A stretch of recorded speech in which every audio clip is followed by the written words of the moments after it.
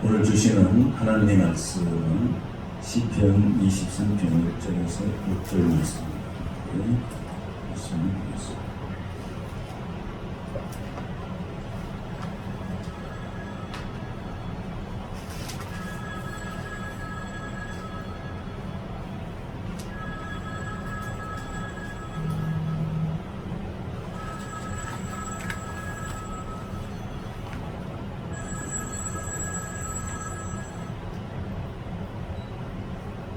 23편 1절에서 6절 말씀을 읽어보겠습니다.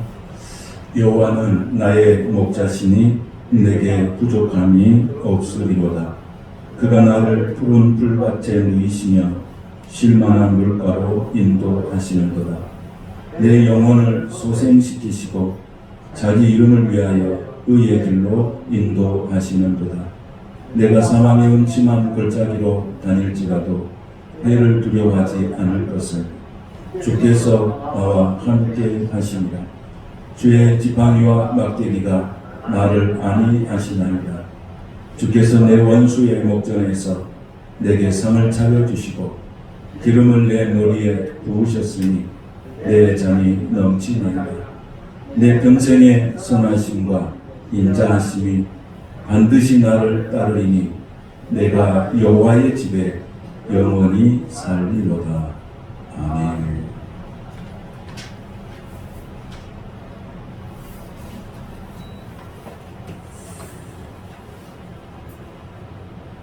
오늘 말씀 제목은 앞서 행하시는 하나님, 이런 제목으로 말씀을 진행하겠습니다.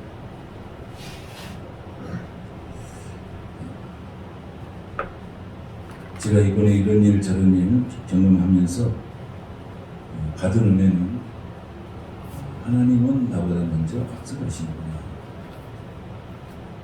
우리는 동행이라는 표현을 썼는데 하나님은 우리의 동행도 하시지만은 하나님은 항상 앞서가셔서 나를 위해서 준비하고 계획하시고 또 인도하시는 선하신 하나님이시다는 것을 경험할 수가 있었습니다. 그때는 알 수가 없습니다. 하나님이 앞서가서 준비하고 계십니다. 그때는 알 수가 없어요. 지금은 알 수가 없어요. 고난의 과정 가운데는 알 수가 없어요. 고통의 과정 가운데는 알 수가 없어요. 사망의 음침한 골짜기를 걸어갈 때는 알 수가 없어요. 그러나 그 사망의 음침한 골짜기를 지나서 하나님의 은혜 가운데 그것을 통과한 후에 보니까 하나님은 모든 것을 앞서서 행하시고 준비하신 하나님이신 것을 믿음으로 받아들이게 되었습니다. 오늘 우리가 하나님 앞에서 살 때에 고통이 오고 힘든 일이 오고 버거운 일이 오면 그것을 우리가 해석하지 못해서 힘든 것입니다. 그러나 우리가 여기서 알 수 있고 깨달을 수 있는 우리의 믿음은 무엇입니까? 하나님은 앞서 행하셔서 나의 길을 예비하시고 준비하신 하나님이십니다. 오늘 시편 23편 1절 말씀에 이렇게 기록합니다. 여호와는 나의 목자시니 내게 부족함이 없으리로다. 여러분 이 말씀을 믿습니까? 여호와는 나의 목자시니 내게 부족함이 없다. 정말 우리가 이렇게 살고 있을까?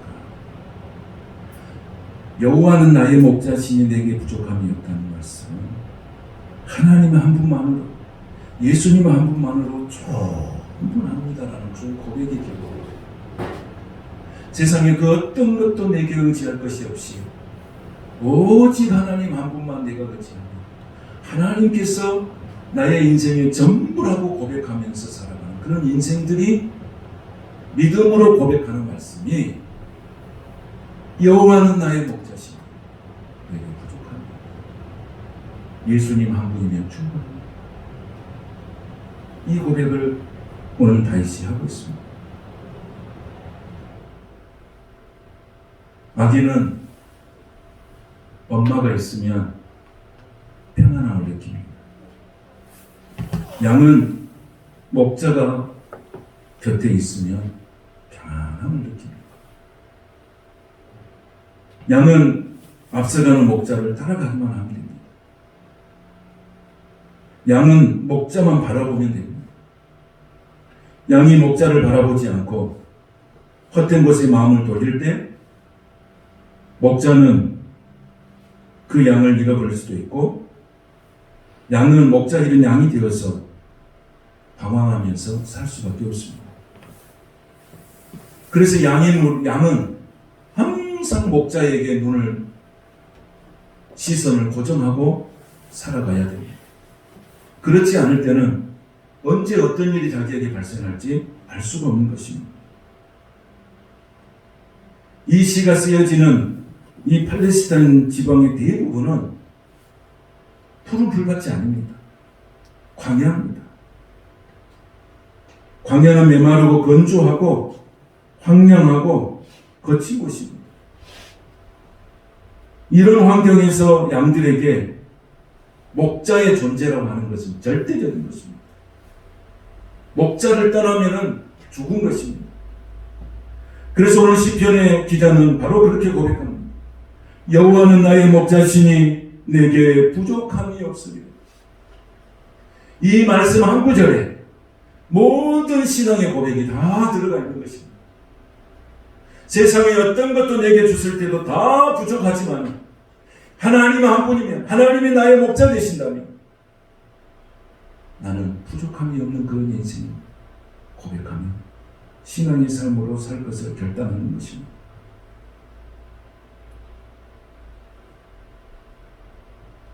부족함이 없으리로다. 이것은 정말 담대한 믿음, 담대한 믿음. 이건 그냥 스쳐 지나가는 고백이 아니라 내 상황 속에서 정말 예수님 한 분이면 내가 부족함이 없습니까?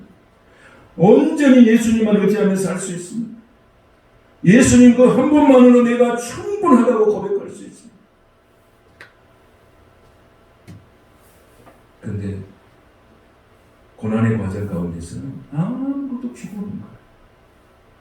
아무것도 필요 없어요. 돈도 필요도 없고 명예도 필요 없어요. 아무것도 필요 없어요. 오직 여호와는 나의 목자시니 그 하나님만이 필요하신 줄로 믿습니다. 그 하나님만이 필요해요. 더 이상 필요한 것이 없어요.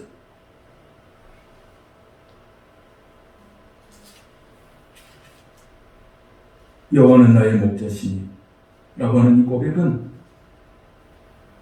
하나님 외에는 내가 다른 것을 결코 의지하지 않겠습니다.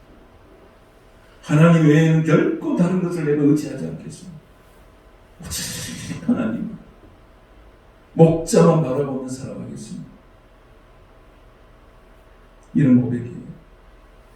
이스라엘 백성들이 우상숭배에 빠졌을 때도 그들 하나님 믿었습니다. 우상도 섬기고 하나님도 믿었습니다. 그런데 이런 태도가 우상숭배예요. 하나님이 진노하신 태도였어요. 그래서 하나님께 시선을 고정하지 않고 우상에게 눈을 돌렸던 그 백성들은 다 어떻게 됐습니까? 다 멸망했습니다. 여호와는 나의 목자시니 내게 부족함이 없으리라고 그 하나님에게 시선을 고정했던 사람들은 다 축복받고 승리했지만 또 다른 하나님이 계셨어요. 또 다른 하나님이 내 곁에 있어서 그쪽에 시선을 돌리고 살아갔을 때 그 사람들은 다 멸망한 것입니다. 왜? 그것은 우상숭배했기 때문에 그렇습니다. 하나님 외에 다른 것을 의지하려는 마음은 사단이 주는 거예요. 하나님만 믿으면 되냐? 기도만 하면 되냐? 예배만 드리면 되냐? 사단이 주는 마음, 항상 딴 생각을 하게 만들고 우리를 혼란스럽게 만들고 방황하게 만든 게 사탄이에요. 우리 주변의 마귀를 우리를 삼키려고 찾고 다니는 마귀가 우리에 있음을 꼭 기억해야 합니다. 베드로전서 6장 8절에 보면 근신하라 깨어라 너희 대적 마귀가 우는 사자같이 두루다니며 삼킬찬을 찾는다고 했습니다.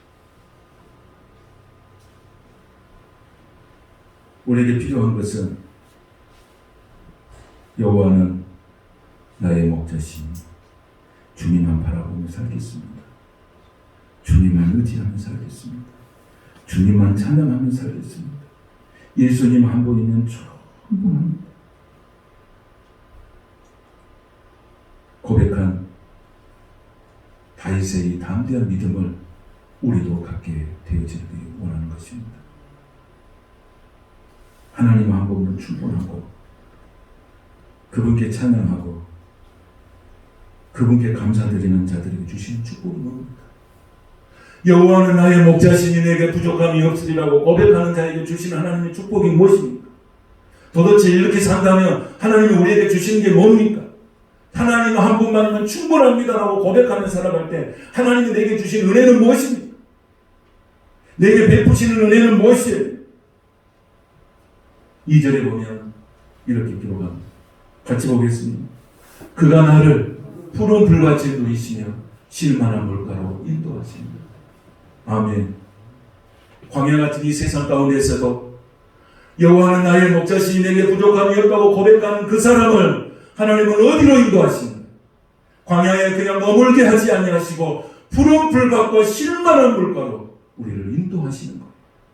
이분이 좋으신 하나님이세요.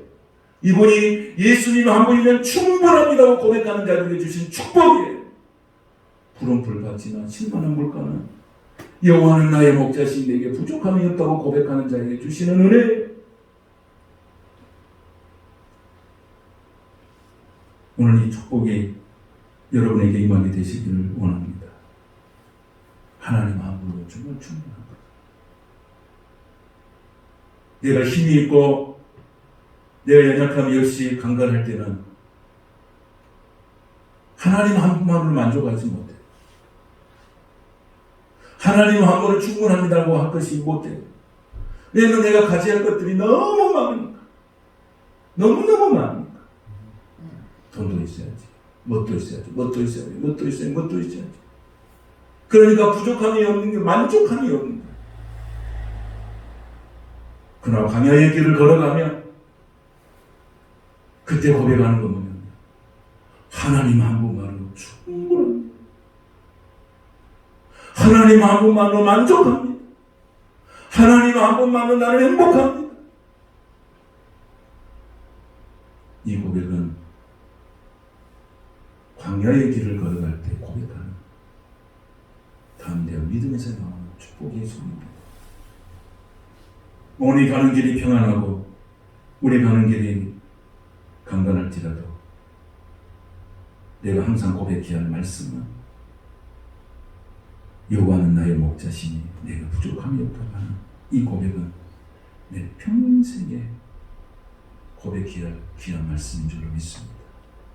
그에게 하나님이 주시는 말씀, 푸른 불밭과 쉴만한 물가로 우리를 인도하신다는 것입니다. 하나님은 나의 믿음을 보시고 앞서 행하셔서 나를 위해서 예비하고 계십니다. 여러분, 우리가 신앙생활을 통해서 그런 것을 많이 경험하지 않습니까? 그런데 저는 특별히 많은 경험을 했어요. 아, 하나님이 이렇게 하는구나. 하나님이 이렇게 인도하시는구나. 막연하게 인도하신 게 아니고 하나님이 이렇게 인도하셔서 이렇게 하시는구나 하고 하는 것이 이렇게 매뉴얼로 쫙 보이게 주셨어요.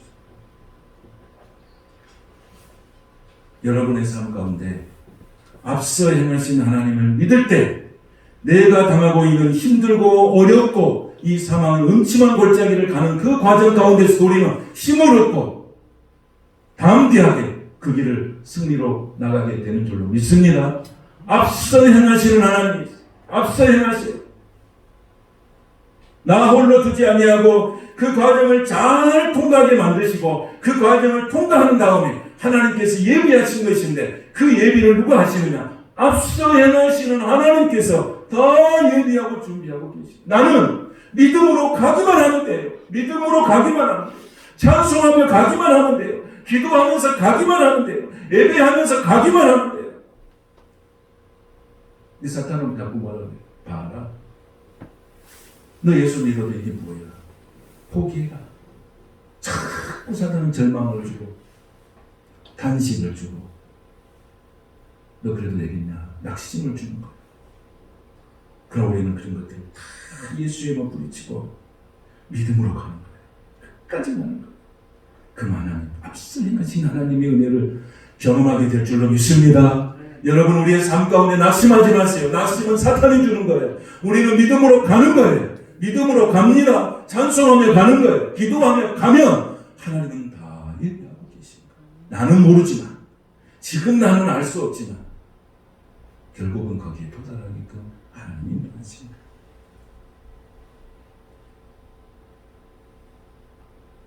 양에게는 목자가 생명줄이고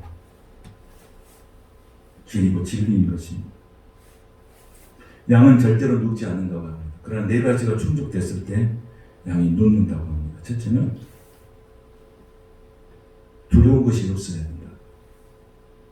둘째는 자기들 안에 싸움이 없어야 된다. 셋째는 팔이나 기생충 등으로 괴롭히는 것이 없어야 된다. 넷째는 배부르게 풀을 먹어야 바로 눕는다는 것입니다. 양이 풀밭에 누웠다는 것은 그 양이 얼마나 평안하며 만족한지를 보여주는 그런 완벽한 묘사인 것입니다.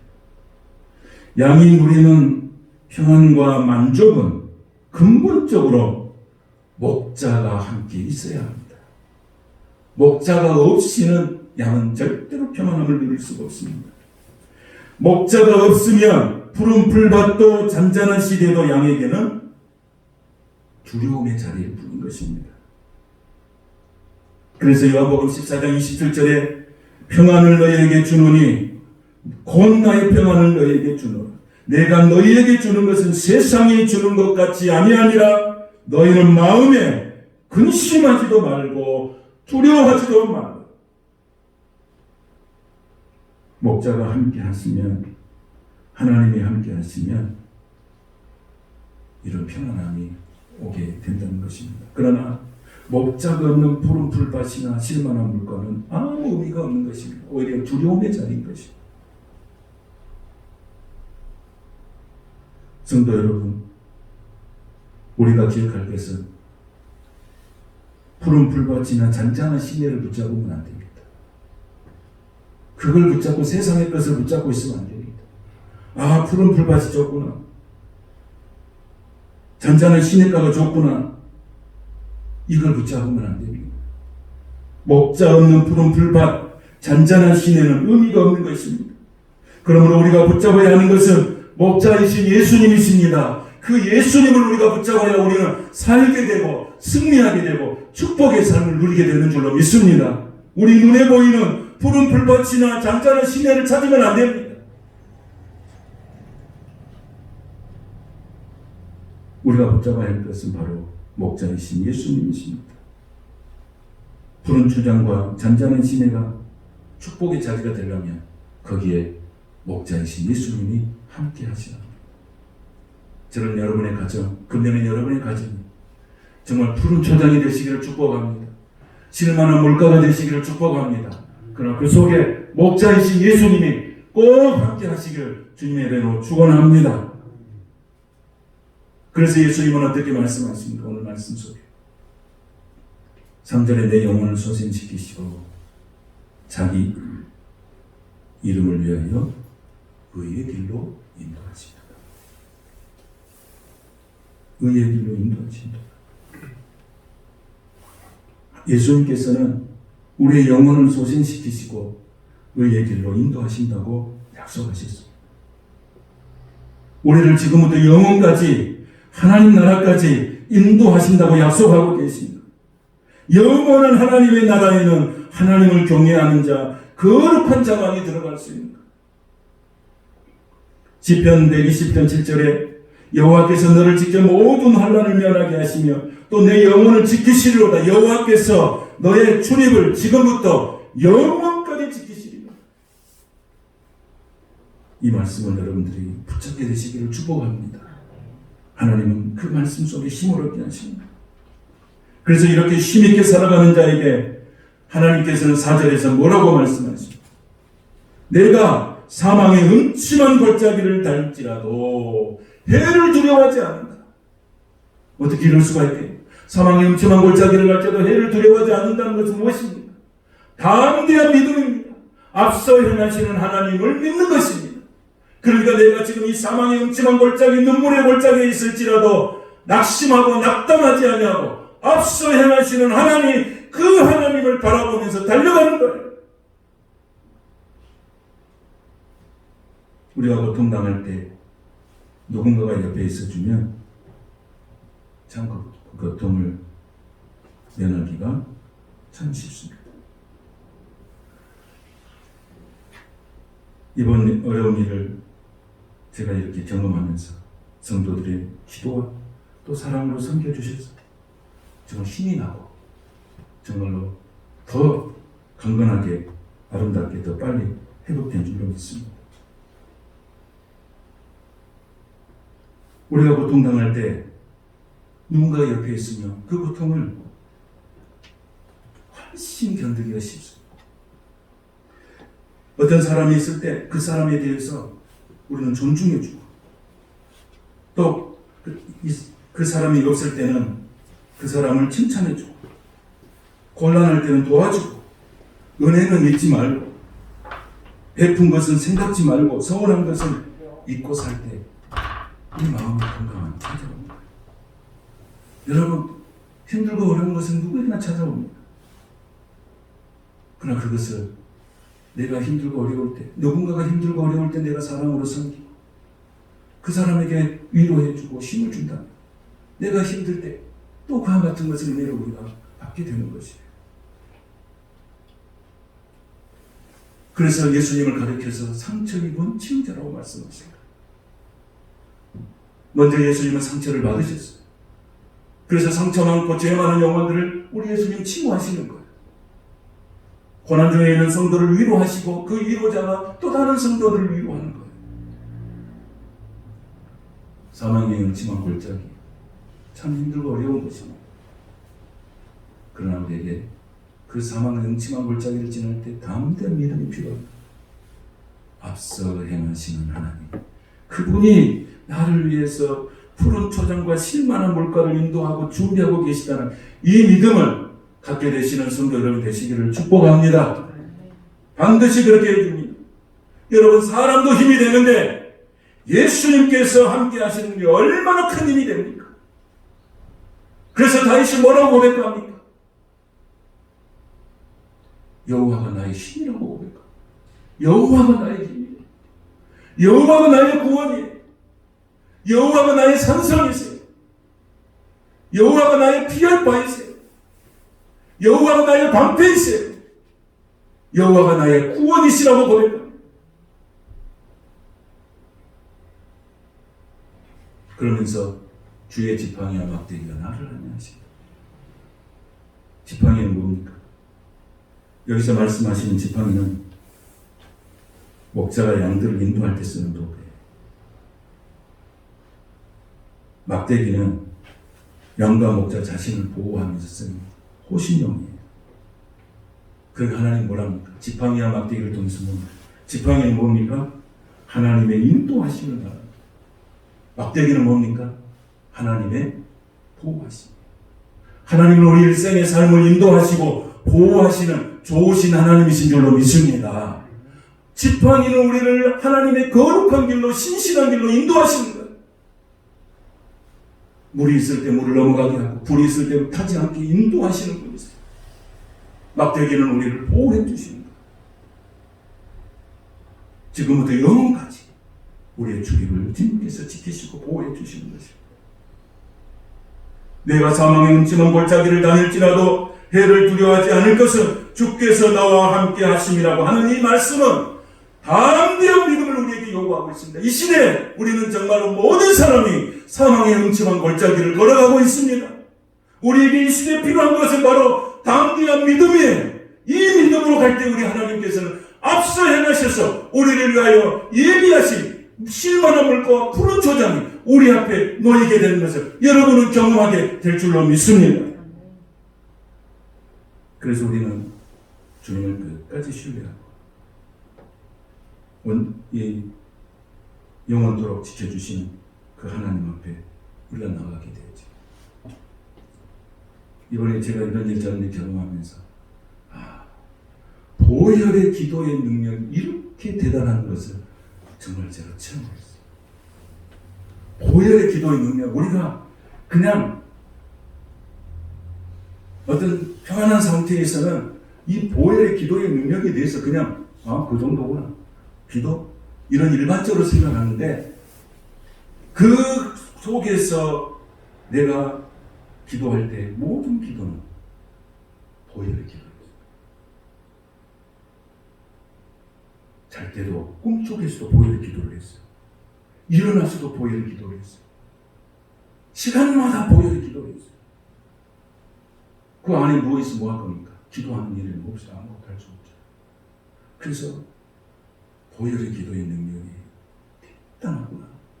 정말로 그렇구나. 이게 그냥 이론과 지식이 아니고 이 재앙이 넘어가는구나. 6월절에 그 이스라엘 백성들의 그 재앙이 떠나간 것처럼 정말 재앙이 떠나가는구나. 이 보혈의 기도의 능력이 얼마나 강력한 기도였고 능력 있는 기도를 체험했어요. 여러분, 우리가 힘들고 지치고 어떤 질병으로 고난일 때 보혈의 기도를 하십시오. 이 보혈의 기도의 능력은 대단한 능력이 있습니다. 할렐루야. 이 보혈의 기도가 얼마나 강력한 기도인지 몰라요. 머리끝부터 발끝까지 내 몸속에 있는 모든 세포까지 모든 장기 기능까지 예수의 보혈의 피로 깨끗이 시켜주셔요. 날마다 보혈의 기도를 합니다. 이 사망의 음침한 골짜기에서 내가 해야 될 일이 뭐냐? 보혈의 기도를 드리는 거예요. 보혈의 능력이 대단합니다. 주의 보혈의 능력이 있습니다. 주의 보혈의 능력이 있어요. 그 능력을 붙잡고 기도할 때 하나님의 놀라운 역사를 우리는 경험하게 되는 것입니다.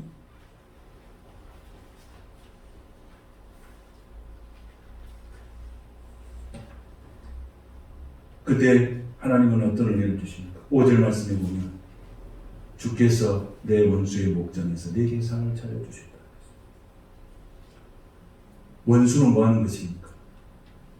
원수는 망해라, 절망해라, 단식해라, 포기해라. 이게 원수들이에요. 그런데 그 원수들 앞에서 하나님이 뭘 주신다는 거예요? 그렇게 조롱하고 핍박하고 망하라고 굴복하라고 그렇게 아우성치는 그 원수 앞에서 하나님이 뭘 주십니까? 상을 주신다. 축복의 상, 승리의 잔을 주신다고 하시는 것입니다. 오늘 하나님은 이런 하나님이세요. 원수의 목전에서 원수는 나를 멸망시키려고 하지만 그 원수의 목전에서 내게 상을 차려주시고 내게 은혜를 주시고 내게 축복을 주시는 분이 바로 우리 하나님이세요. 우리는 원수를 두려워할 필요가 없어요. 왜? 원수는 우리를 망하게 하고 우리를 흔들리고 했지만 하나님은 그 원수 앞에서 내게 상을 차려주신다는 축복의 상을 차려주신다. 보란듯이 상을 주십니다. 그 원수는 굴복하고 그 원수는 무너지게 되는 것입니다. 본문 1절에 부족함이 없으리로다 라고 하는 고백보다 더 엄청난 고백이 5절에 있는 말씀이에요. 내 잔이 넘치나이다. 내 잔이 넘치는데 뭡니까? 내 안에서 내 것으로 부족한 내 안에 있는 것이 나로서 나의 주는 것만으로 맞는 관계 아니라 내게 주는 것이 넘쳐나서 이웃도 살리고 나라도 살리고 민족을 살리게 된다는 거예요. 넘쳐난다는 거예요. 내 잔이 훨훨 넘쳐나서 나와 관계된 모든 사람들이 나로 인하여서 은혜를 누리고 축복을 누리고 강건함을 누리게 된다는 사실이에요. 부족함이 없는 정도가 아니라 이제는 흘러 넘친다는 거예요. 여러분이 2022년 새해 여러분의 부족함이 없는 정도가 아니라 여러분의 삶 가운데 흘러 넘치는 축복이 있게 되시기를 주님의 이름으로 축복합니다. 이 은혜를, 이 축복을 2020년 하나님 우리에게 주실 거예요. 아멘으로 받아들이시기 바랍니다. 내 잔이 넘치나이다. 부족함이 없는 정도가 아니라 넘치게 흘러 넘치게 하나님께서 채워주신다는 거예요.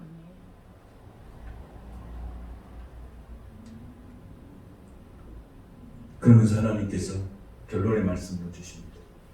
6절에 같이 한번 보겠습니다. 시작. 내 평생에 선하심과 인자하심이 정령 인자하심이 반드시 나를 따르리니 내가 여호와의 집에 영원히 살리라. 이 말씀은 무슨 말씀입니까? 내 평생의 선하심과 인자하심이 반드시 나를 따르리니 내가 여호와의 집에 영원히 살리라. 이 땅에서 살아가는 우리의 삶들이 어디까지 인도되신다고 말씀하십니까? 천국에까지, 영원한 집에 천국에까지 인도되신다고 오늘 약속하고 계십니다.